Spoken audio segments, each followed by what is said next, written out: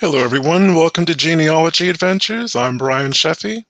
And I'm Donya Williams. How are you guys doing today? It's a nice brisk day today. It is certainly that temperature yo-yo we've been having all week, but we Yeah. have an awesome show for you this today. We're going to get straight into it because we have an awful lot to cover. So today we are joined by Bernice Alexander Bennett, who's an award-winning author, genealogist, nationally recognized guest speaker, storyteller, and producer host of the popular Research at the National Archives. Awesome, just awesome program, and Beyond Blog Talk radio program. She is also the first recipient of the Ida B. Wells Service Award, given by the Sons and Daughters of the United States Middle Passage for her dedication to broadcast stories about enslaved and indentured ancestors of African descent. She also received the Elizabeth Clark Lewis Afro-American History, Historical and Genealogical Society Genealogy Award in 2019 for original research to support of African American genealogy. Bernice is a volunteer with the Homestead National Historical Park Service and has devoted her grassroots skills to identifying and encouraging descendants of Black homesteaders to share their stories. Welcome to the show, Bernice. Thank you, Brian and Donya.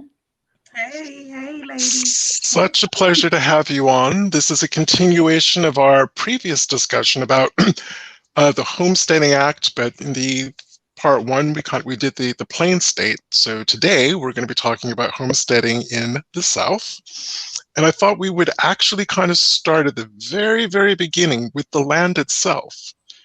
So the land that was, first, if you'd like to tell us what states people were homesteading in the South and where that land actually came from. Well, first of all, there's lots of land, and this is public domain land. Most of this land came from treaties of indigenous Americans. And this is the land that the government then had that they would make available to individuals. So we are talking about 160 acres of land. Now, where is the land located? Well, we have 30 public land states, which excludes, I want to say this, it excludes the 13 original colonies. You're not going to look for land in Kentucky. You're not going to look for land in Tennessee, Virginia, West Virginia, and you're not going to look for land in Texas. But all of these other places, you can look for public land. Okay, so I'm also really curious, considering it's the Homesteading Act of 1862, but people were still buying parcels of land up until, I believe, the 1920s. Did any of the abandoned land from the Civil War, was that part and parcel of this, or was that just treated separately? Yes, this land was a part of that. In fact, we're talking about maybe two acts that you need to know about. First of all, there's the Homestead Act of 1862. Then in 1866, there's another act called the Southern Homestead Act, and that went into effect June 21st, 1866. And we're looking at Louisiana, Mississippi, Arkansas, Florida, and Alabama. So that land itself, the whole act was really poorly administered. But they thought that maybe this would be the land that would go to the former enslaved or to those that were part of the U.S. colored troops. It was so poorly administered that it didn't last 10 years. It was repealed July 4th, 1876, but it didn't take away the land, which meant that individuals in those states, those southern states, were still eligible to apply for homestead land. You see, that kind of blows my mind that you're saying that it was so poorly administered, and probably if you can provide an example of just one example of what that was, because they had already done that whole territory for Mississippi, the Mississippi Territory, carving that up, making that land available for sale, parts of it having cleared Native Americans off of it. Why was the government so bad at doing public land sales? It was so bad because in some places you didn't even have land offices open for people to go and apply for the land. Okay, so that's a big problem. You have to have a land office for people to apply for the land. You also had to have a structure set up. And part of that structure, as I said, you had to have some type of application process.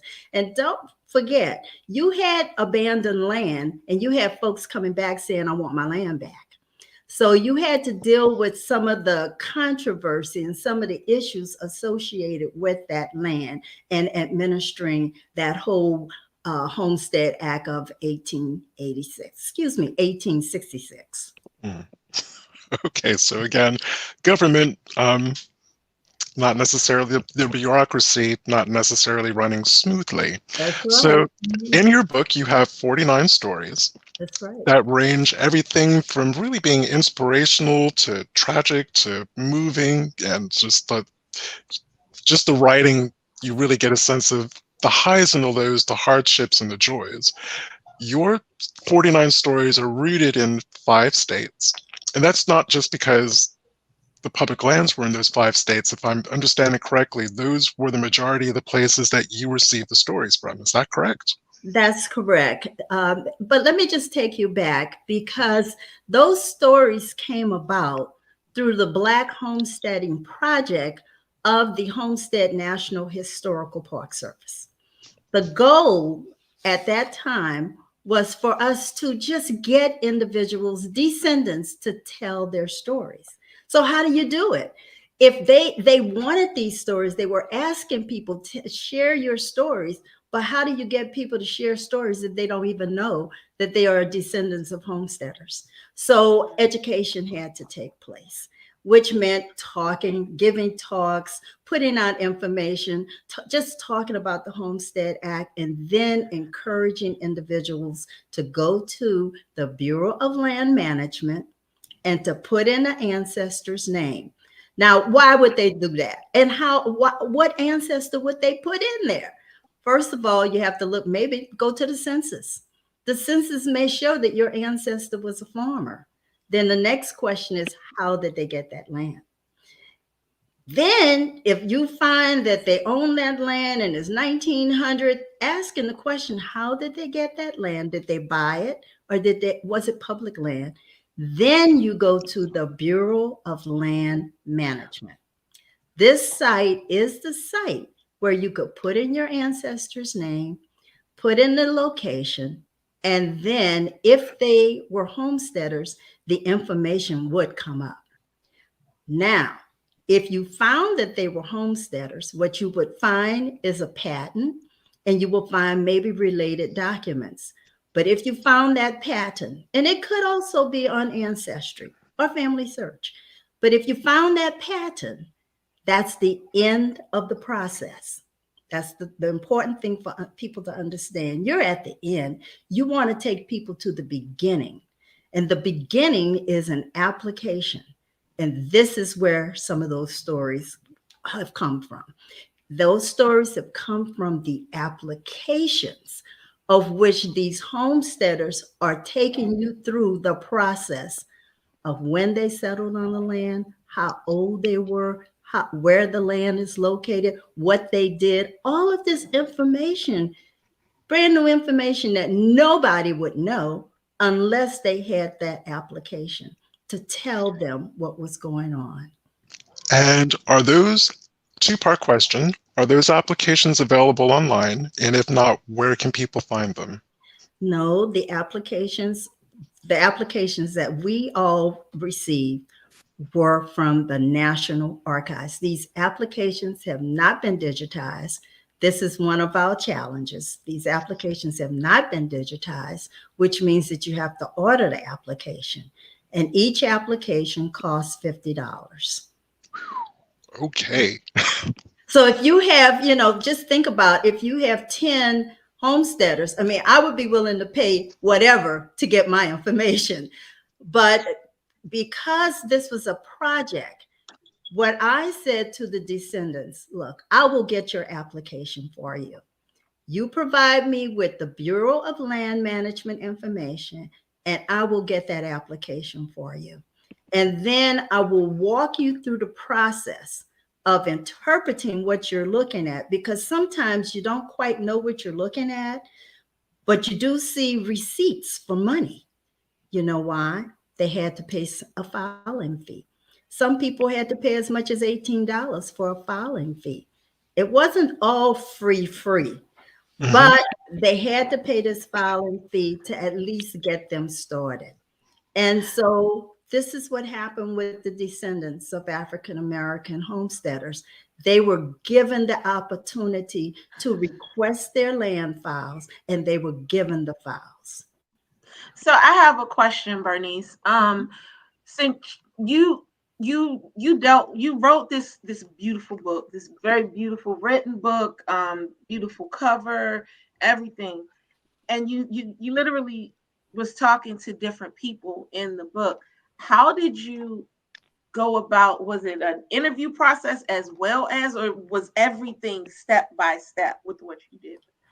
Every story in this book is written by a descendant. Understand this. Yes, I'm talking to the descendants, but the descendants are writing their stories. Okay. And they are providing their stories for submission for posting on the Homestead National Historical Park Service. So we really have a partnership going on with the Park Service, but also because I'm seeing all of these stories, I'm recognizing that there's a trend. And the trend included a lot of folks from the South. And so I reached out to everyone and said, well, what do you all think about us pulling together? I'll pull it together. Just let me know what you think about us really putting together this Black homesteaders of the South. I'll do it. I'll even submit a proposal, and I did, to the history press. But you are reading stories by these descendants, proud descendants that now have their ancestors' story in a history book, and it's the first of its kind, and they're untold stories that are now being told. That's awesome. And I have to say, I really appreciated your generosity of spirit, because I actually got the sense that you could have just written a book all about Peter Clark. Just, I mean, I know you had about Peter Clark. I know you had, but there could have almost been a part two. And like I said, you didn't have to open this up to other people's stories. What prompted you to take that from your own genealogy and family history to start telling the story, or letting other people tell their stories in your book? You know, I think that everybody has a mission. There's something, and there was something in me saying, I know my ancestor was not the only one that owned land, especially when I saw his witnesses and they own land. There are other people out there. Why aren't we talking about this? And so it was just something that I chose to do as my mission to help everybody else. It's what we should be doing. You know, just like we talk about folks out of Edgefield, you know, we could just zero in on one slave owner, the governor of South Carolina, and identify all those descendants and have those descendants tell their stories, right? So this is the same, it's in the same vein. It's community genealogy, but it's very targeted genealogy. Our target group are the descendants of the homesteaders, and we're finding them, and they are also self-identifying, because some will find the records and then realize there's more to the story. Now, one of the things that was also interesting that caught me by surprise was the information in the land entry case files. And for the benefit of the audience, can you step them through the really kind of genealogically useful tidbits that you can find in them? It's amazing. In fact, I have a big file with me right now. First of all, there's a big questionnaire, but it starts off with, well, how old are you? You find out, where were you born? You know, and this is something that you want to know. Oh my goodness, my ancestors said, I am born in Louisiana.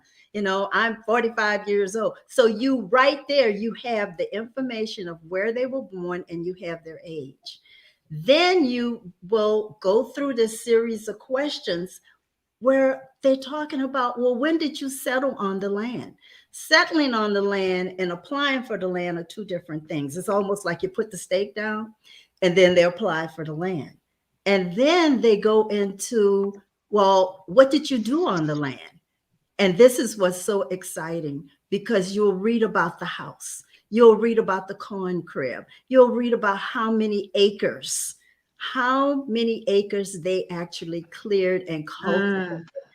Then you'll read about how many people are in the house.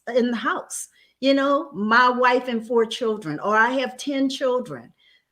I mean, this is just amazing. And then you find the fan club, the witnesses. Who are the witnesses and what are they saying? And some of them, they'll say, well, do you have any relationship to this person or this land? Or do you want? No, not at all. But they are verifying what the homesteader has already said, because they need to do that. Now, I want you to understand that when you look at the land entry papers, you're actually looking at the timeline of your ancestors. Without an 1890 census, those land entry papers take you through 1890. You know exactly what was going on. Oh, of course, of course. Yes. Think about that. You know, if you have somebody like my ancestor acquired his land in 1896. Well, where was he in 1900? He was a farmer. And the person, by the way, that told me about my ancestors' land was my grandmother. And the reason she could tell me is she's in the 1900 census living on the land. So she could tell me her granddaddy owned a lot of land. Wow. And that's really what got me. I wanted to find the land. I wanted to verify the oral history. And some of the descendants may also have oral history, or they even visited the farm, walked the farm, and didn't know that it was homestead land. Which is why it's always important to read every single column in a census, because I'm sure that next to that ancestor's name in the column that's marked property, there was an O instead of an R. That's correct. Absolutely. But you know what? It was so interesting going through some of the land entry papers to see that they had cattle, that they had mules. They talk about the plows, the equipment they had. Now, you know, they had to have support. No one, as far as I could think of, could do all of this by themselves. And in some cases, you may say this was a community helping each other. And it's just so rewarding to read this and recognize this was definitely a community of people that said, we are learning. Because you probably want to know, well, how did they know about the Homestead Act? Guess what? How do we know everything else? We paid a lot of attention. We researched so much attention that we knew when you went and applied. So we turned around and got our people together and they applied too. Yes, we knew. Actually, we should do a show about that, because Black culture, African descended people in this country, going all the way back to the early colonial period, we had our own telegraph system. Even if telegraphs didn't exist, we had a way of... We did. And this, you know, when I started reading, you know, just my ancestors, I say, oh, he knew, they knew, and they came together and they said, if they're going to get it, we're going to get it too. Now, what you find in some of these stories, some of the former enslavers served as witnesses. Really? Yes. Wow. Yes. So when you start reading these stories, you're picking up a lot. Also, you'll find in some of these stories that the land was still in the family, and some of that land may have been donated for the church or donated for the school. You see, this is a community of people owning land that wanted to help their community, better their community. And so this is what it's all about. They're sharing the wealth and they're supporting their families, but they're supporting their community too. And even more importantly, to counteract our people were lazy.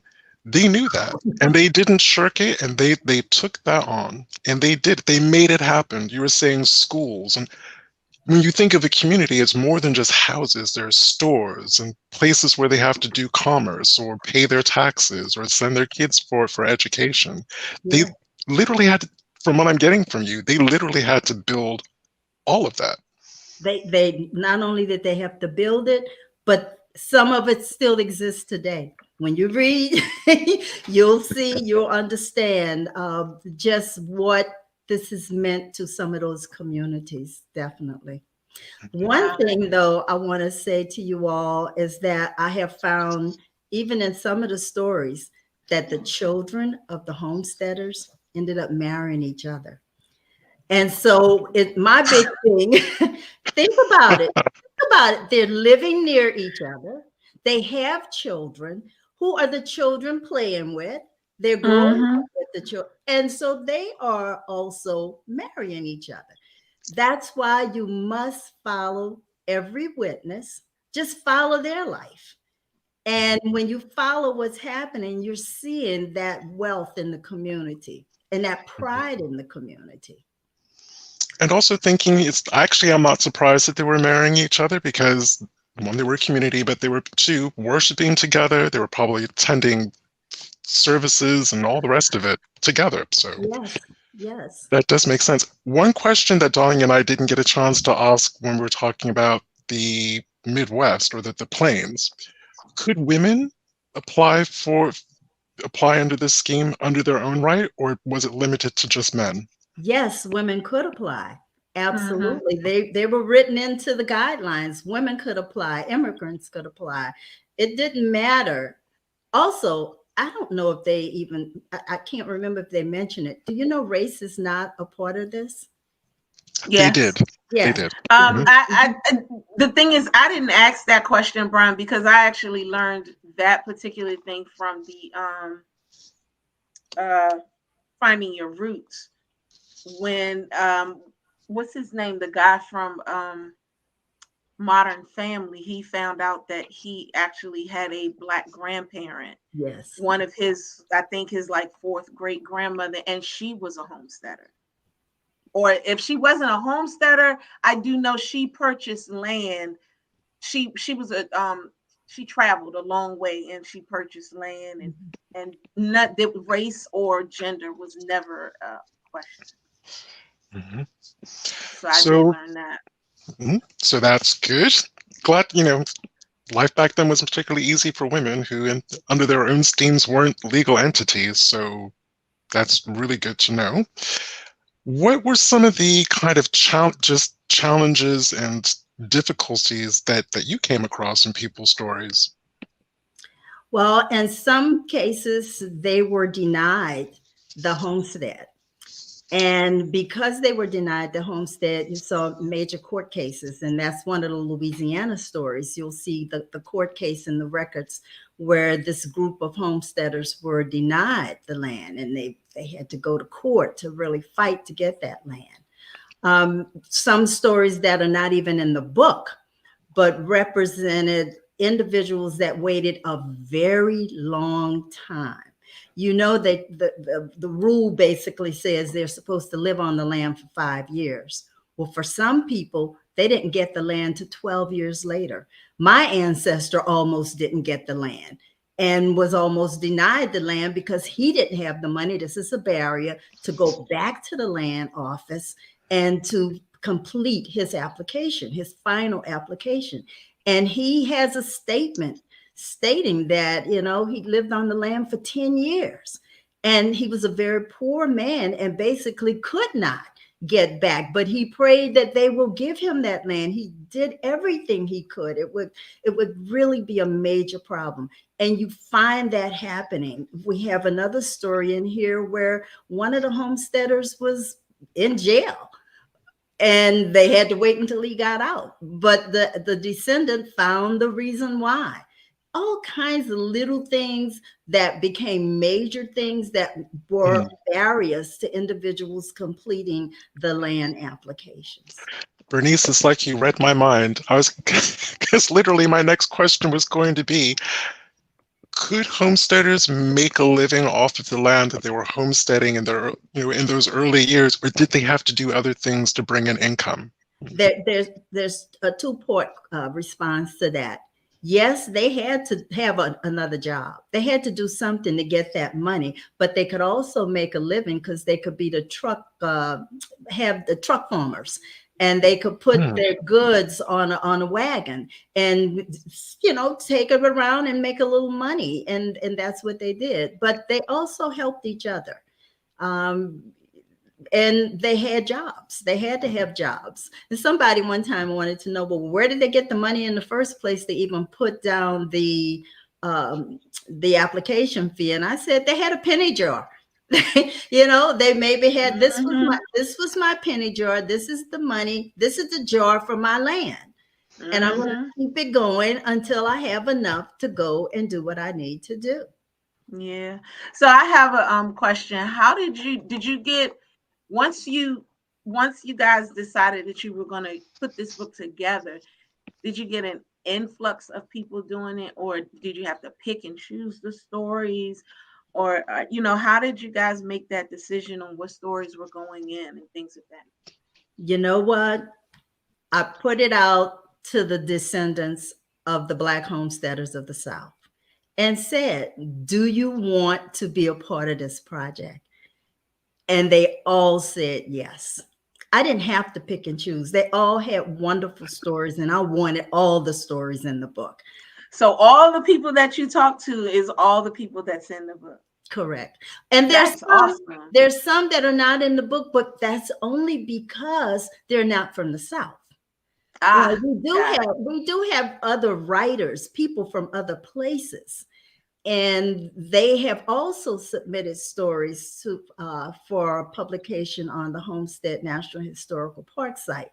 But the trend and what I was seeing, it was the proliferation of stories coming from the South, something that we didn't even anticipate. We just wanted stories. But when you start seeing that trend, and it was just so prominent, Louisiana had the largest number of stories, followed by Mississippi. And then when you think about the people in Florida, we have 5 Florida descendants, but 2 of those descendants kept looking and found other people. So you have a whole section in the book, and it's called Untold Florida Stories. But it's so amazing that the largest sections was from 2 places that fought against slavery so much and was so against it. The fact that there were people that owned land in those places and no one even knew about it. Isn't that amazing? It really is. But look, when I think of Louisiana and I think of what happened, I think of the Exodus, people getting out, going to Kansas. But when you think about it, everybody didn't leave. Everybody didn't leave the South. They stayed in the South. And they made a living, and they figured out how to get that land. Now, there are more stories coming up. I'm seeing even more. And someone even asked me one time, are you going to have a part 2? Well, it depends. Maybe somebody else can put part 2 together. But the point is that I want to see more stories. And every single descendant could write a book. They could take that one person and write a whole book about everything that happened to their ancestor and that community. Wow. So before we get to Robert Green's question about Georgia, I want to stay on what you and Donnie have been talking about, because I'm going to flip it just a little bit. So in terms of homesteading applications, we see so many different kind of ethnicities. It didn't matter if you were Black, whether you were a freedman or descended from an enslaved person, whether you were a free person of color, whether you were white or whatever. There was an immigrant, or if you had deep roots going back to the colonial period, with so many different kinds of people building these communities. Did everyone play nice? Was everything kind of chill, or were people still carrying their prejudices with them into the homesteading territories? I would say that you still had people carrying their own prejudices. That is the way it was. However, these homesteaders managed to come together in spite of to get their land. Right. And so you have to, I mean, I look at that resilience. I look at how tough they were. They stuck with it in spite of, they may not have been allowed to vote, but you're talking about public land, going to the land office and applying for the land, meeting the criteria that everybody else, somebody may have tried to stop them, but they continue with this process. So I was looking at some of the questions here, and Margot Lee Williams, I want to clarify the dates. She said the act begins in 1862. Can you clarify what it is she's talking about? The Homestead Act is the Homestead Act of 1862, and it went into effect in 1863. Got it. But you were also talking about an 1866 date. Yes, that's the Southern Homestead Act. That is a separate act, yes. Yeah, that's what we did. We wanted to get that. Yeah, so we're talking two acts, but one was repealed. Got it. Now, Robert Greene actually asked two questions, but one of them you answered along with the rest of the group, which was stating that all 13 colonies, the first 13 original colonies could not be homesteading acts, could not be homesteader states.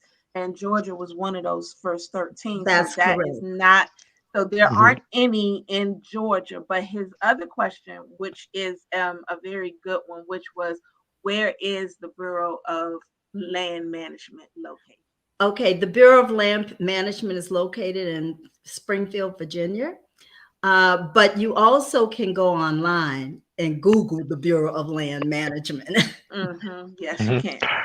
I think where people get confused about Georgia is when Native Americans were cleared out. They did have, I guess, please don't hang me on this one, I think that was referred to as public land that people could still do applications for, but that was not homesteading. That correct. Was a completely different kind of land, yes. Yeah. Right. And then we have a comment, a compliment to you from MK Clark. She says, Bernice was very generous in her leadership in guiding each homestead descendant through the process of contributing to this historic project. Her kindness and sharing her time is indescribable. So I thought I'd share that. Thank you. So if the two of you are amenable, I like to spend some time talking about what we were talking about in the our virtual green room. And that is the lack of knowledge around Black ownership of land. And I'm going to preface this by saying this is going on today. And it was really funny because I could tell online by the hashtags that I used that a lot of younger homesteaders who are doing it today, it's still a movement. Black homesteading is still very much a thing. Younger people are definitely getting into it. I think they were tuning into the show thinking we were going to kind of talk about how to do it in the present day, but we were talking about 1870 to 1920.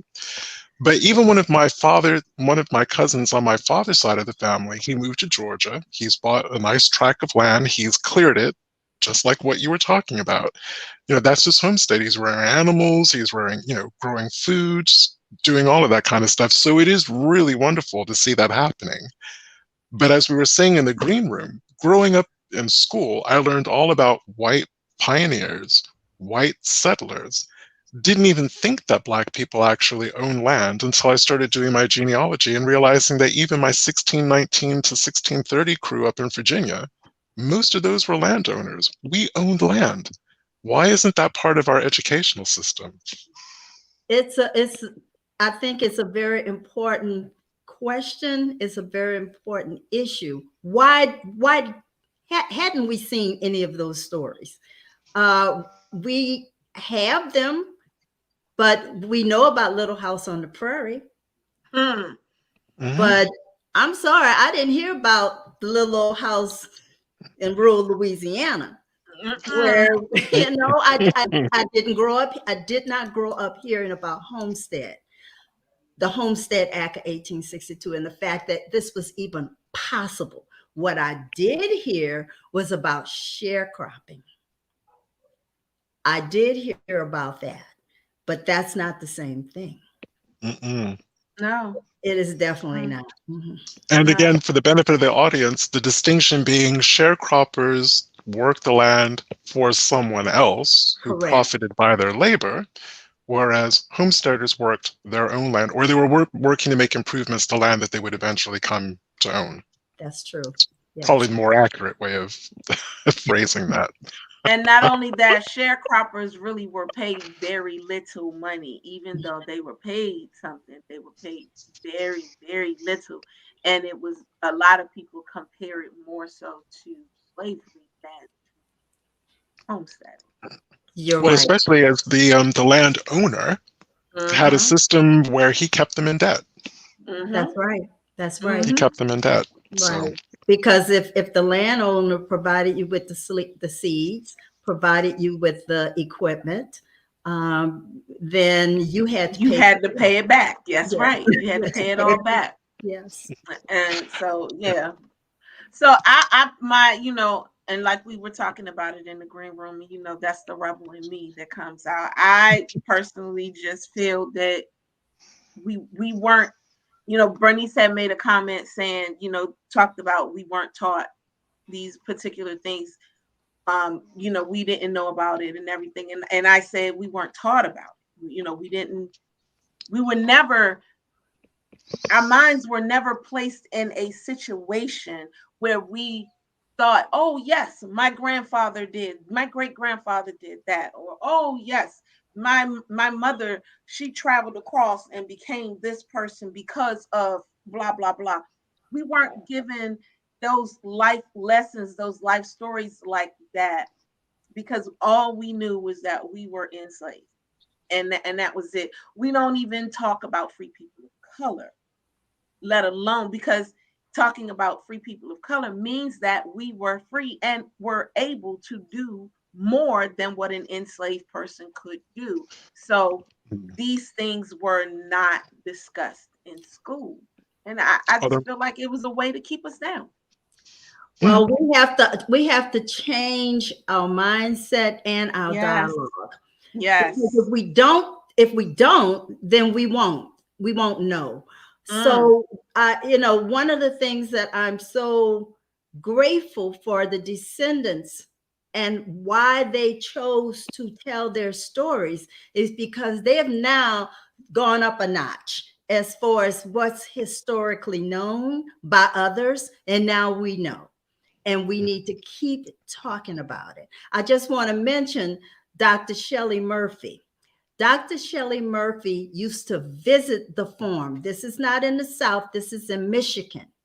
She said she didn't even realize it was homestead land. That's just how much we haven't talked about it enough.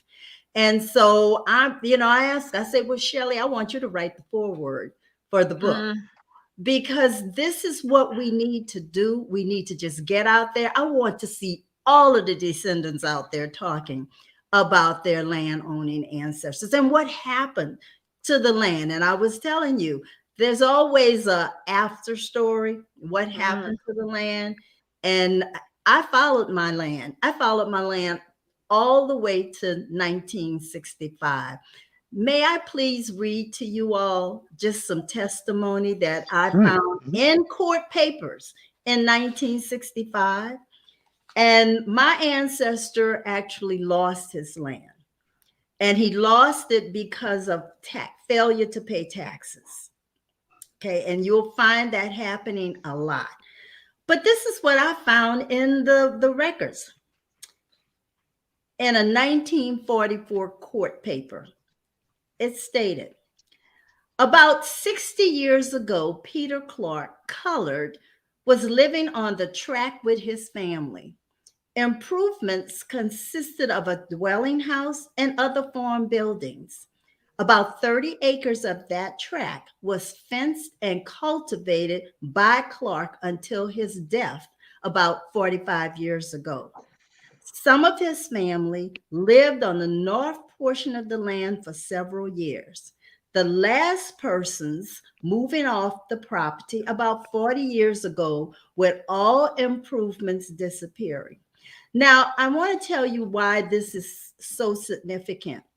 There's another document in the court papers that said they could find no evidence that Peter Clark ever owned the land. No evidence. Yet, when you go to the old Louisiana records, his name is in the tract book when he So, got the land. Wow. so something's not adding up. Right. Correct. So with some of those that cannot find their land right now, the status of their land, you have to take it to the next level. Go to the courthouse. And yes, I did. I went to the courthouse several times. In fact, the packet that was given to me, my mother, my 94-year-old mother went with me to the courthouse, and we were told, oh, it's going to take a long time for us to get this information for you. I looked at my mother, she looked at me, and we both in unison said, we can wait. I know that's right. Well, that brings me to the next question. Do you know exactly or a roundabout number of how many people in the book still owns the land, and from there that still own their land and those that don't? I want to say about 20% of the people in the story, they still can say their family members own the land. Mm-hmm. Wow. Wow. That's awesome. And sorry, I've just lost it. Shelley did ask a really good question. Oh, please share some of the things that it's starred. You see the star area? It's starred.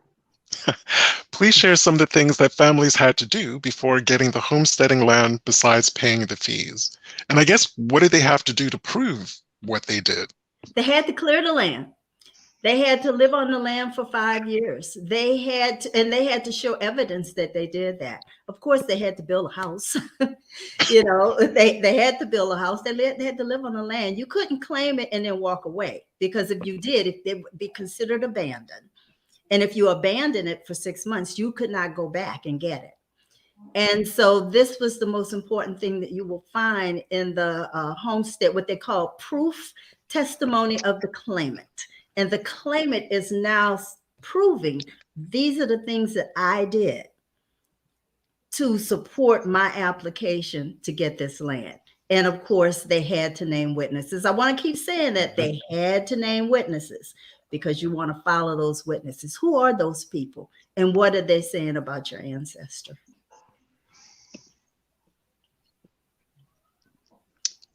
Okay. Oh.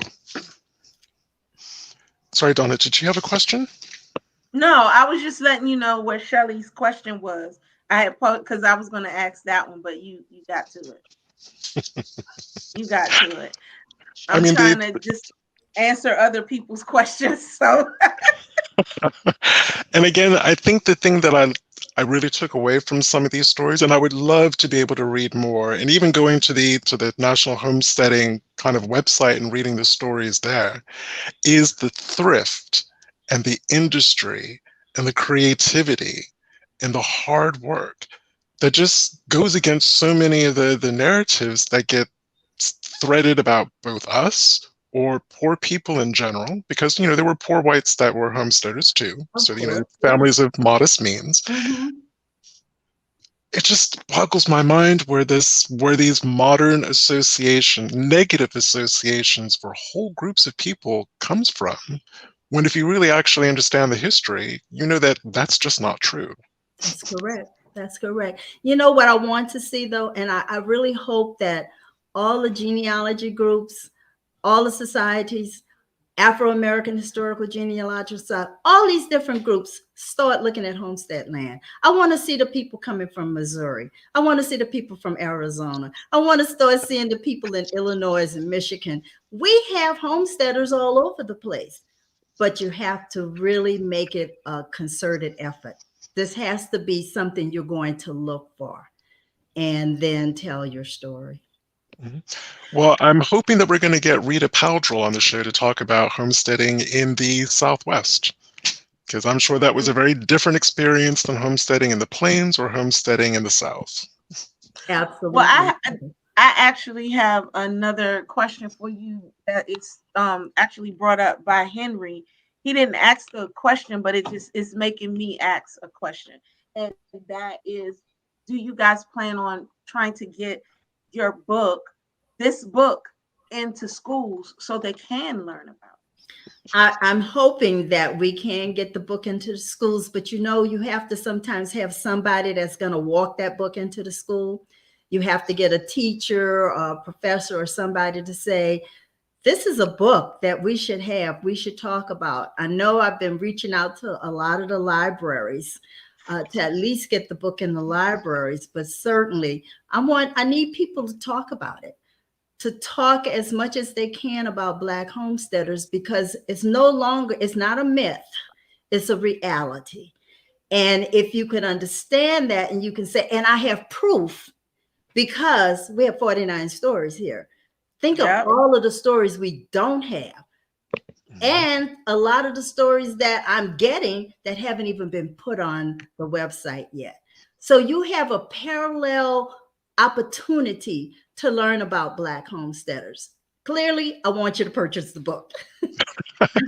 Clearly. Right. And I'm really hoping that there's maybe people associated with either the International African American History Museum and the National African American Museum in DC are tuning in or watching or will watch, because this would make an awesome exhibition, an awesome kind of short series in their museums. Absolutely. And but you can listen to us next week, because several of the descendants, we will all be a part of the International African American Museum webinar. And then on February the 4th, we are going to be featured at the National Museum, African American Museum, Culture and History in Washington, D.C. So I want everybody to know about this. And so we can just spread the word. And it's not organic farming. It's land acquired under the Homestead Act of 1862. And I need people to understand we're going way back, but we need to do that. We need to talk about the resilience and what our ancestors did. And they did it so that we could have better lives. Right. So Well, Robert Greene said, I was just going to quickly say, please do let us know about both of those series. If there's like a graphic or whatever information, and we will post that out through Genealogy Adventures. Yeah, give us that. Robert Greene said, I would imagine that after the emancipation, many families took on new names, changed the spelling of their names. Any mention of this in the book? We do have some stories where the names changed, the spellings changed. I do know even my ancestor in 1870, he wasn't even listed as Clark, he was listed as Johnson. Oh, wow. Yes, but I can't even explain how. But one of the things I want you all to understand is that we're not just talking about homestead documentation. We have lots of different documentation. We have folks who list the Freedmen Bureau records, the Freedmen Bank records, USCT. All of this information has come together with the homestead information to tell the big story. Mm-hmm. And presumably there will also be tax records. And can people find some of those online at the county websites? Yes, and we do have some that are mentioning the tax records. Yes.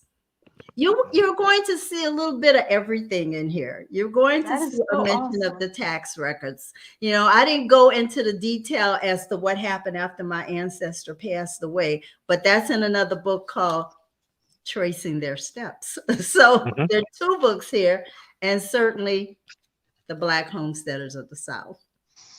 Well, I just thought of a previous show that we just did this season about Black cemeteries.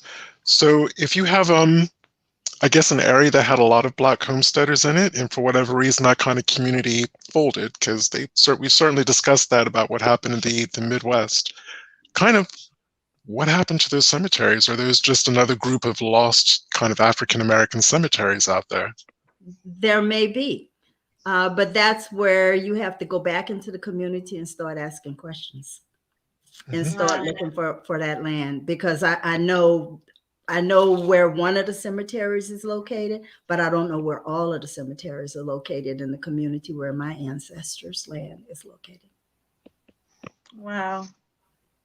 That's amazing. I'm so proud of you. You know that. Thank you, Danya. I am. I am. I'm so proud of you. I learn from you all the time.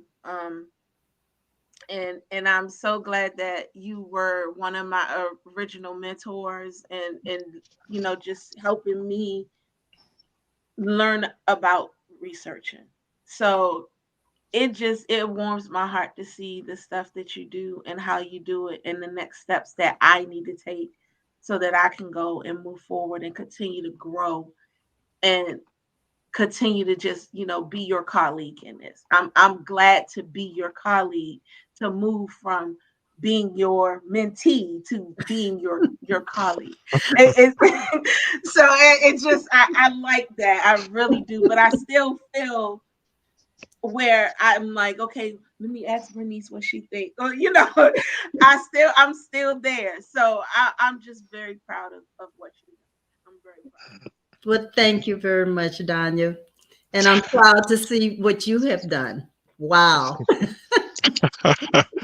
And I'm curious, I mean, I guess I've never really thought about research in this way. Did you find researching for a book different than you would do for a family tree or for family history? What do you mean researching for a book? I guess pulling out, finding the records, pulling out the stories. Were you using pretty much a similar process? I mean, again, kind of touching on 2 or 3 questions that the audience have asked, and I'm trying to merge it into kind of one succinct question. So basically, the records you would need to answer the genealogical standards of proof about ancestry, is that more or less the same kind of process as trying to find records to write a book about, like this kind of a book? Yes, but this is a very targeted book. It's targeted for a specific goal of land. However, you are doing the same thing. You're trying to get the genealogical background of your ancestors, and you're trying to put it in the context of living and life and community. So you're not just doing the skeleton, you're putting what they call the meat on the bones. And that means you're doing a lot. You're looking at a lot of records to tell that full story. Indeed. And we had an audience member ask, do you do personal genealogy work for clients? Right now, all of my personal work is helping these homesteaders. Seriously. I'm reading stories. I'm talking to them. I'm helping them analyze their records. That's all I'm doing right now. Oh, that is good. But it's also really nice to know that because as you know, Donnie and I do live in the DMV area, and it's just really good to know that if we were to do private research for someone, those records are just kind of down the road from us. It's kind of right down the road. That's right. They're right down the road. And I can tell you, I've been to the National Archives. They bring me these boxes of records. And I totally wish that we had these records digitized, because the barrier is not having access. So why are they you can know your ancestor owned land, but until you get access to those land records, you don't have the full story. You only know their own land, and what you need is the full story. What we were saying about the United States Colored Tree pension file, the full file, where they're talking about who enslaved them, where they met their spouse, the number of kids they had, when their kids were born, where their kids, just all of that stuff. You aren't going to get it in that summary, that little summary bit that is available online. Yeah. And it's a really powerful thing to actually hold that old document that one of your ancestors or ancestral kinspeople sat down and filled in. Yeah, it's magical. It's absolutely amazing. I can tell you, when I first looked at my own ancestors' land papers, I felt chills. I felt him standing behind me. I felt my grandmother standing behind. Felt my great grandmother. As I opened this up and I read it, I was literally shaking because my grandmother's the one that told me he owned a lot of land. But here I had the real document with the man's name saying, I am a native of, and this is where I'm from. You can't get that anywhere else. You can why make is it up, it? Why is it not digitized? And will it? Well, that's a good question, Danya. That you got to think about it. A lot of these records, even the War of 1812, they had to have a fundraiser to do that. I was a volunteer at the National Archives doing the Civil War widows pension records as a volunteer, and we were trying to get those records organized to be digitized for Fold 3. It all requires money. It requires money. If somebody has to do this. And so either we do one major fundraising to get these records digitized, because some of them are, but they're targeted in specific areas. Nebraska. Right. I'm going to jump in real quick. In the South. I really apologize. I'm going to jump in real quick. Every one of those major universities that profited from slavery, directly or indirectly, should be putting money in a fund to make this happen. Absolutely. Yes. I totally agree.